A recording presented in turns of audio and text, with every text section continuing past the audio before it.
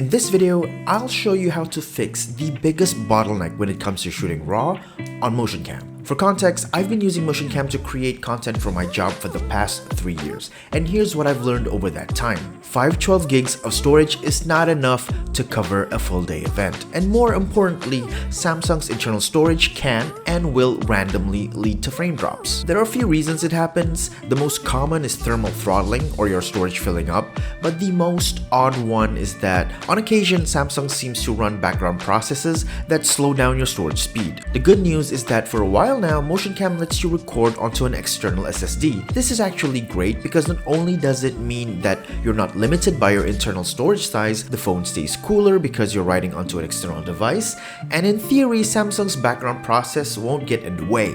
The problem is that when you attach an SSD to your phone, it prevents you from using an external microphone, and that's a critical limitation for the work I do. I've also looked into USB hubs, and while that can work, the dangling cables makes handling my phone feel clunky and slows me down during shoots. That's where the Hagibis MC100 Pro comes in.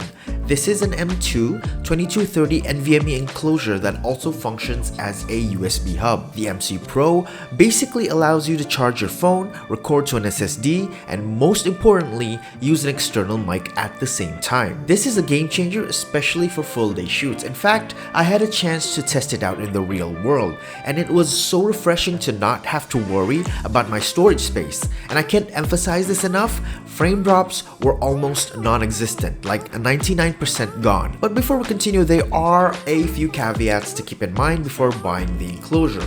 1. The SSD is sold separately, so you'll need to purchase one on your own. 2. Check your device USB support.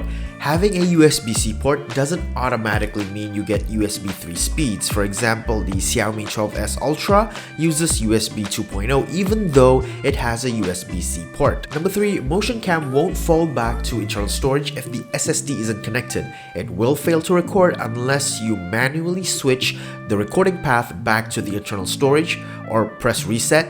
Something to remember if you're heading out without an SSD. Number 4, you'll need a MagSafe compatible case or adhesive ring to keep the enclosure securely attached to your device. If none of those caveats are deal breakers for you, well, you're in for a good time. Now here's a pro tip: when you get your SSD, don't panic if it doesn't work right out of the box. That's because you'll first need to set up a new volume and format the SSD into exFAT. I won't go into the details, but you can do all of this with disk management on Windows or disk utility on Mac. Once your SSD hub is formatted, here's how to set up Motioncam to record directly onto the SSD. 1.